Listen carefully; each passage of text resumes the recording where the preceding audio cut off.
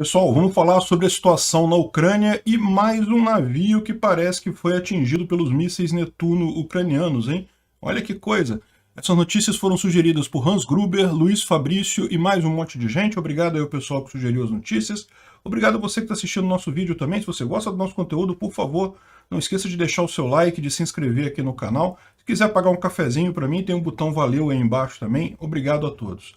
Pois bem, olha que coisa, vamos falar aqui sobre o andamento aqui da frente de batalha, coisa e tal, que de novo não teve muita novidade do lado russo, mas do lado ucraniano teve, né? A Ucrânia explicitamente declarou que está iniciando a contraofensiva, vamos entender isso. Mas antes de falarmos disso, vamos falar sobre esse caso aqui, ó. Olha só, tem mais um naviozinho aqui muito perto de onde foi o caso lá do Moskva, vocês lembram, né? Alguns dias atrás, algumas semanas atrás, que foi afundado por um míssil Netuno, né? Essa situação também, tal como aconteceu com o Moskva, ela foi se desenrolando aí ao longo do tempo. Ontem a gente teve os primeiros avisos que havia alguma situação assim, que havia possivelmente um navio russo em chamas, estava pegando fogo, ninguém sabia o que era. Essa daqui foi uma das primeiras mensagens, né, que falava que o navio sofreu uma explosão e estava pegando fogo, e a Rússia estava tentando salvar os marinheiros e coisa e tal, tirar os marinheiros do navio e coisa e tal, né? Então, essa aqui foi uma das primeiras notícias desse acidente, ou dessa questão aí, né? Porque até aqui a gente não sabia ainda exatamente o que aconteceu. Pode ter sido, de novo, um marinheiro fumando, ou sei lá o que, né? Esse navio é um navio menor do que o Moskva, tá? Não é tão grande quanto o Moskva, é uma fragata da classe... É uma fragata da classe Almirante Grigorovich. Chama-se Admiral Makarov. Parece que essa é a fragata que está pegando fogo ali na região. É um navio que está pegando fogo. Não é um navio tão grande quanto o Moskva, é um navio bem menor, mas é dos navios maiores que eles têm lá, e parece que é o navio mais recente da frota russa, hein? É o navio que mais novo da frota russa, é esse que está pegando fogo. Foi comissionado em 2017. Há meros 5 anos atrás, né? Os outros navios são muito mais antigos. O Moskva é antigão, né? Enfim, o navio mais recente da frota russa está pegando fogo aqui. Lembrando que, olha só, gente, a gente está dando essas notícias aqui, mas isso aqui é tudo muito preliminar, tá? A gente não sabe exatamente o que está acontecendo. Como eu falei para você, primeiro a gente tinha essa informação aqui no Telegram de um oficial ucraniano. Parece que já existe agora uma confirmação de que realmente o navio é o Almirante Makarov, o nome do navio, e que foi atingido por um míssil Netuno ucraniano. Então a gente já sabe agora, já tem informação também por parte da Ucrânia, a Rússia não falou nada ainda, de que sim, foi um ataque ucraniano contra esse navio russo, né? E como eu disse, é o navio mais recente da frota russa, recentemente lançado, e já está pegando fogo, já teve uma explosão, está pegando fogo. A gente não sabe ainda se ele afundou, se está viável ainda, o que está acontecendo. Vamos aguardar, a gente vai ter essa confirmação, mas tudo indica que, mais uma vez, os russos, lutando contra a marinha inexistente, vão perder mais um barco significativo aqui, né? De novo, ele não é tão grande quanto o Moskva, mas é dos maiores que tem por lá agora, tá? Porque foram os que sobraram lá no Mar Negro, né? O Moskva era o maior deles, dos barcos militares, lógico, né? Barcos civis de comércio tem muito maiores, mas dos militares lá é dos maiores que tem na região. Então, realmente, mais um grande feito aí dos ucranianos, esse ataque contra o Almirante Makarov, que é o nome do navio, né? Enfim, existem 4 desses navios, desse tipo, dessa classe Almirante Grigorovich, no Mar Negro. Então esse foi um deles que foi afundado, os outros 3 continuam por lá em algum lugar. Esse deve ter dado mole aí, chegado perto da costa para ser atingido, né? E eles estavam fazendo justamente o papel de suprir a falta do Moskva, né, fornecendo o apoio aéreo na região ali, com mísseis antiaéreos e coisa e tal. Então, mais um grande feito aí da Ucrânia, mais uma boa coisa para a gente comemorar, já vai ter muita camisa, muito meme com isso daqui a pouco, né. E por falar nesse negócio de afundar navio, lembrando lá do Moskva, né, Parece que ontem os pais... Lembra que a gente falou um tempo atrás que havia uma associação de pais de soldados russos que estavam querendo informações do exército russo sobre os filhos que estariam no Moskva e coisa e tal, e eram conscritos, não eram militares de carreira, eram conscritos e morreram nesse episódio, né? Parece que agora eles receberam uma carta oficial do exército russo falando que o filho dele falhou em aparecer para o trabalho sem avisar, depois de circunstâncias extraordinárias que levaram à liberação do navio Moskva, que não estava envolvido na operação especial. Caramba, quanta volta que o pessoal teve que dar para dizer que o filho dele morreu no Moskva, né? Não tem o que dizer. Eles já sabiam disso, eles queriam só uma confirmação do exército russo disso, mas repara a importância que o exército russo colocou aqui em ele não estar envolvido na operação especial, porque lembra, o Putin falou que não ia mandar conscritos para essa guerra, né? E tem um monte de conscritos nessa guerra.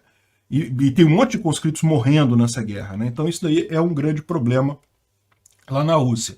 Segundo eles, o navio não estava envolvido na operação militar especial, mas é lógico que a gente sabe que estava, como eu falei para vocês, estava servindo como defesa antiaérea e também provavelmente deve ter lançado muitos mísseis ali na região, né? Então evidentemente que sim, estava envolvido. Bom, então é isso aí. A marinha russa está perdendo para nenhuma marinha, impressionante isso. Bom, voltando aqui à questão de como é que está a linha de batalha, que é a linha de frente aqui, a gente teve poucos avanços russos de ontem para hoje. Parece que tem alguma coisa aqui em Severodonetsk, os russos conseguiram avançar alguma coisa de ontem para hoje, mas a grande novidade que a gente tem, que foi comunicada ontem, e eu confesso para vocês que eu achei isso meio estranho, eu não esperava esse tipo de coisa, mas foi a confirmação oficial do exército ucraniano que eles estão entrando em contraofensiva na região aqui de Kharkiv e Izium, né? E tem aqui eles falam sobre isso aqui no Instituto da Arte da Guerra, que eles estão iniciando essa contraofensiva e tem uma capacidade de causar danos muito sérios aos esforços russos de ataque, né? Porque é aquela ideia, se eles conseguirem avançar a ponto de chegar próximo a essa linha de suprimento que está por aqui, eles podem simplesmente inviabilizar toda essa fronte russa aqui, né? De qualquer forma, está muito no início isso, as coisas são muito preliminares. A gente já vinha falando sobre alguma ofensiva que vinha nesse sentido aqui, em Saltov, né, nessa região aqui. Parece que tem agora em Izium também, embora ainda não tenha confrontos diretos. Eles estão preparando essa contraofensiva, ao que tudo indica. Essa thread aqui do Nathan Ruser, que é também um especialista militar, ele está falando sobre essa contraofensiva que foi anunciada pelos ucranianos, e segundo ele é justamente isso. O que acontece, né? Se você olhar as imagens do local, os russos já estão em retirada nesses locais, né? Já estão principalmente destruindo pontes atrás de onde eles vão. Então a Ucrânia está avançando, os russos estão fugindo, estão saindo, estão perdendo essa batalha e destruindo as pontes por onde eles passam, o que indica que realmente eles não pretendem voltar, eles estão querendo realmente sair dessa região, estão querendo simplesmente atrasar a força dessa contraofensiva ucraniana, né? Então a gente tem aqui algumas pontes que foram destruídas. Se você reparar, esse mapa dele aqui mostra um avanço muito maior do que no mapa original aqui, né? Que os ucranianos já teriam passado bem adiante aqui. E essa ponte aqui de Saltov, a gente já falou que ela foi destruída também, mas parece que tem uma outra ponte aqui também sobre esse rio aqui, que é o rio Donetsk, que também já foi destruída pelos russos. Eles já recuaram para cá e também destruíram essa ponte, né? É lógico, esse bolsão de tropas russas aqui, ele não está isolado porque tem a fronteira russa aqui, né? Ele pode ser expulso para a Rússia. A grande questão é justamente os ucranianos entrarem aqui e conseguirem fechar a assistência aos outros russos que estão dentro do território ucraniano. E não foi só aqui também não, teve também aqui em Izium, né? Como eu falei, eles ainda não fizeram nenhuma batalha, mas estão se preparando. Por exemplo, eles já atravessaram o mesmo rio Donetsk, aqui nessa região de Izium, numa região que os russos não têm muita presença. Eles fizeram uma pontezinha militar aqui, certamente, e os ucranianos já estão do lado de cá desse rio, devem estar preparando alguma ofensiva mais séria aqui diretamente em Izium, né? Outro ponto que certamente vai fazer parte dessa contraofensiva é Kherson. Muito embora é importante deixar claro que o que foi avisado lá pelo exército ucraniano ontem é o início da contraofensiva em Kharkiv e Izium. Não falaram nada sobre Kherson, mas a gente sabe que está acontecendo várias coisas aqui em Kherson e, por exemplo, eles avisaram que tomaram várias cidades, vários vilarejos nos últimos dias, os ucranianos retomaram vários vilarejos nos últimos dias, não falaram o nome dos vilarejos, certamente porque deve ser alguma coisa importante do ponto de vista estratégico, mas o pessoal está supondo que sejam esses pequenos vilarejos aqui, nessa região aqui próxima de Tomiabalka, que é onde estaria realmente agora a briga entre a fronte de batalha aqui da contraofensiva dos ucranianos, né? Parece que os russos em Kherson estão bastante preocupados, eles montaram várias barricadas dentro da cidade, ou seja, eles estão mesmo antevendo uma possível invasão ucraniana, ou seja, uma contraofensiva ucraniana em Kherson. Botaram várias barricadas, vários obstáculos no meio da cidade, os próprios civis não estão podendo fazer muita coisa, né? Existe uma consideração que o pessoal faz muito, que talvez, do ponto de vista estratégico russo, eles possam mesmo sacrificar Kherson, ou seja, evitar... eles não têm como segurar essa cidade aqui se vier uma contraofensiva ucraniana significativa, mas eles podem deixar para lá Kherson e dinamitar essa ponte aqui, de forma que eles perdem essa cidade, mas mantêm toda a parte sul da Ucrânia, né? E o que indica muito essa escolha estratégica russa é o fato de que eles determinaram como capital, digamos assim, o principal centro de controle dessa região toda aqui, é a cidade de Nova Cracóvia, que fica do lado de cá do Dnieper, né? Esse rio grande que tem aqui na região, né? Então, ou seja, eles queriam mesmo fazer uma base do lado de cá do rio, porque eles sabem que do lado de lá é mais complicado, né? Estaria muito exposto, não tem uma barreira natural por aqui. Então aqui eles conseguem, em tese, se eles perderem a cidade de Kherson, mas dinamitarem a ponte, eles ainda assim conseguem manter um controle sobre o sul da Ucrânia. E fizeram justamente essa base deles, essa capital, vamos dizer assim, em Nova Cracóvia, que é do lado de cá, né? Aqui tem uma outra ponte, mas na verdade não é uma ponte, é uma barragem que tem aqui, né? É uma usina que tem, uma usina hidrelétrica aqui. Então, é algo mais complicado, eles não podem demolir isso daí, mas de qualquer forma é relativamente fácil deles defenderem, porque é um caminhozinho único que os ucranianos teriam que passar por aqui, então realmente fica muito mais fácil de defender do que Kherson, né? E por falar em decisões estratégicas, a gente tem aqui também, ele faz uma ligação aqui interessante, ele fez uns mapas aqui mostrando os avanços nas últimas 2 semanas, né? E você pode reparar que essa linha tracejada vermelha era a posição das tropas russas a coisa de 2 semanas atrás, no dia 21 de abril. Então a linha de batalha estava nessa linha tracejada aqui, você repara como de fato os ucranianos avançaram bastante aqui nessa região, tiraram muita coisa das tropas russas que estavam por aqui, né? Mas houve também ganhos russos, né? Você vê, houve essa região aqui, foi tudo ganho russo, aqui também eles avançaram um pouquinho.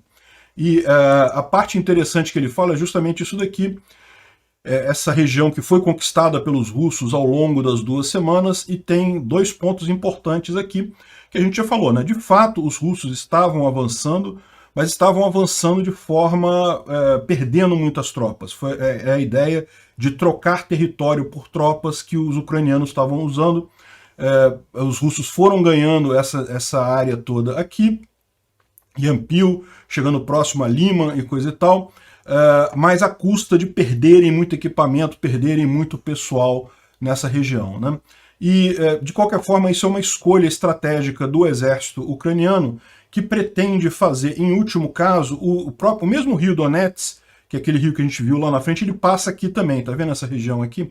E é justamente a ideia dos ucranianos é ceder esse território aqui, sempre na ideia de ceder território causando danos aos russos, a ponto de, no máximo, chegar até esse rio, onde seria uma barreira natural, em que eles impediriam o avanço russo mais imediato, né? E lógico, isso daqui, essa é a estratégia nessa região aqui, que foi onde os russos fizeram algum avanço, ao custo muito alto. Na região que realmente é preocupante para os ucranianos, que é aqui em Zium, né? Porque já está depois do... desculpa, não, é aqui, ó, em Zium, que já está depois do rio, o rio passa aqui dentro de Zium, né? Aqui os russos avançaram ainda menos, o que mostra que os ucranianos estão tomando muito mais cuidado por aqui. Aqui realmente eles não podem deixar os russos avançar, porque não haveria a barreira do rio para eles conseguirem, para conter eles mais adiante, né? E o que ele fala no final aqui, o que ele conclui é que de fato os russos avançaram nas 2 últimas semanas, mas na última semana não avançaram nada. Isso aqui tudo que a gente está falando é na semana lá da última semana de abril e coisa e tal. No início de maio eles já não avançaram nada. Então isso mostra o quanto a ofensiva russa ficou parada, ela não consegue mais andar. A gente já vinha reportando isso aqui há alguns dias, e justamente isso deve ter sido a chave para os ucranianos iniciarem a contraofensiva deles, né? Então realmente é uma ideia interessante, vamos ver como é que isso progride. Começou agora, a gente não tem informação ainda sobre a quantas anda essa contraofensiva. A gente espera dar mais notícias sobre isso nos próximos dias, né? Só para complementar aqui, o pessoal do Kadyrov continua ainda na Ucrânia, parece que estão trazendo mais gente da Chechênia também para reforçar as linhas, pelo motivo simples de que eles estão perdendo muita gente. As tropas chechenas na Ucrânia, que fazem aquelas dancinhas do TikTok e fingem que estão brigando com o inimigo, quando na verdade não estão, elas são extremamente cruéis quando pegam prisioneiros, quando chegam em alguma cidade. Então realmente é uma coisa, não são guerreiros profissionais, vamos dizer assim, são realmente meio bárbaros nessa história, mas também estão sofrendo muito com derrotas, né? Estão altamente depletados os esforços de guerra aqui do Kadyrov, né? A ponto de que um problema que está havendo nessa região agora é que os russos estão fazendo conscrição nessas regiões ocupadas, ou seja, aqui na região separatista de Donetsk e Luhansk, eles já fazem essa conscrição, já obrigam todos os jovens entre 18 e 50 anos a servir o exército e, pior, acabam sendo mandados para a frente de batalha, né? Estão chegando a absurdos, como por exemplo, esse aqui é um pianista muito famoso da região de Donetsk que morreu em serviço. Ele foi convocado à força para o exército e morreu em serviço. Na verdade, segundo estão dizendo, a Filarmônica de Donetsk foi enganada. Falaram com eles que os russos queriam fazer uma apresentação especial. O pessoal chegou lá no teatro e foi todo mundo convocado, botaram exército, botaram uniforme nos caras e mandaram para a linha de frente. Repara, sem treinamento, sem nada. Pegaram o cara, deram uma arma para ele, provavelmente uma arma velha, e enviaram para frente de batalha para o cara ser morto. É aquela estratégia de guerra de carne, que é uma tristeza, né? A Rússia sempre fez isso, mas a Rússia tinha muito mais gente. Nessa região aqui, por mais que eles estejam fazendo uma crueldade já absurda aqui, e não é só aqui, né?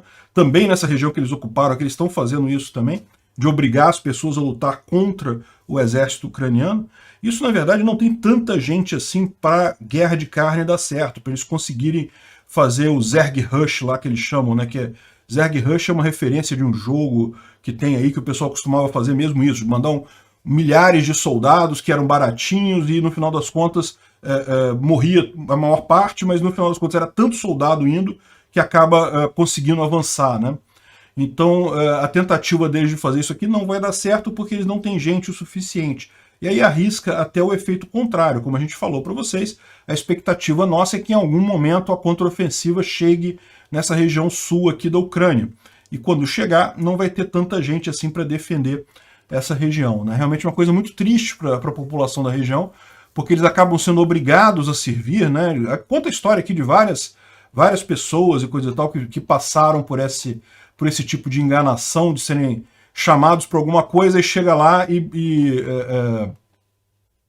é colocado como militar, né? Parece que se acharem algum jovem andando na rua, eles estão pegando o cara, botando o uniforme e mandando para a linha de frente. Situação meio desesperadora, né? Mostra que a técnica, a estratégia dos ucranianos de trocar território por gente, de matar muito soldado russo, está funcionando. Bom, aqui tem uma coisa curiosa, que eu falei já no vídeo de ontem, e eu queria chamar a atenção para esse ponto de novo, porque saiu mais uma notícia aqui na CNN em que a inteligência americana ajudou a derrubarem o Moskva, né? Então, isso aqui está falando do Moskva, não é desse navio de hoje, está falando do Moskva, que supostamente os americanos ajudaram os ucranianos a atingir esse navio. Olha só, eu não duvido disso não, eu acho até bastante provável. A minha questão é por que os americanos estão falando isso agora? E a minha observação acerca disso é muito simples, né? Como eu falei, o Putin está querendo uma saída honrosa no dia 9 de maio. Os americanos estão talvez dando essa saída honrosa para o Putin, né? Estão admitindo, não, a gente ajudou a Ucrânia mesmo, tudo por baixo dos panos, tá? Isso aqui não é nada oficial. Oficialmente, você vê aqui, ó, nós não provemos inteligência na localização de generais ou de líderes militares avançados, né, na batalha, nem participamos das decisões do exército ucraniano, disse o cara do Pentágono lá, o porta-voz do Pentágono. Os ucranianos têm, francamente, muito mais informações do que nós temos, né? Então, repara, oficialmente eles não falam nada, mas extraoficialmente, na forma de informantes e coisa e tal, estão alimentando isso de que, de fato, a Rússia está brigando contra o Ocidente, não está brigando só contra a Ucrânia, para dar essas rampas de saída para o Putin no dia 9 de maio. Ele pode dizer que venceram uma batalha, mesmo com a ajuda da OTAN e dos Estados Unidos, do Ocidente, nós ganhamos a batalha de Mariupol e não sei o que lá, e vamos encerrar a guerra, o que a gente foi fazer lá foi isso e não sei o que lá. Estão dando essa rampa de saída para ele com essas notícias aqui, né? Bom, eu ia falar mais algumas coisas aqui também sobre o Lukashenko e algumas falas do Zelensky, mas eu vou pular para esse último tópico aqui para não ficar muito longo o vídeo, já está ficando muito longo. Foi lançado a United 24, que é uma iniciativa do presidente da Ucrânia para doações. Lá você pode doar de várias formas, pode doar para a defesa da Ucrânia, ajuda médica, ou então para a reconstrução da Ucrânia, se você não quer ajudar os militares e coisa e tal, você pode ajudar na reconstrução, e de várias formas aqui, inclusive criptomoedas. Eu já fiz a minha doação aqui, é uma merrequinha, não tem muito dinheiro, mas o que eu pude ajudar eu já mandei aqui. De qualquer forma, fica a dica aí para quem quiser ajudar a Ucrânia, o site oficial do governo para esse tipo de ajuda é esse daqui. Obrigado por assistir o vídeo até o final. Além de curtir, compartilhar e se inscrever no canal, considere se tornar patrocinador com valores a partir de R$ 1,99. Clique no botão Seja Membro abaixo para saber as condições e vantagens de patrocinar o canal. Mais informações sobre o nosso projeto, visite nossos sites indicados na tela.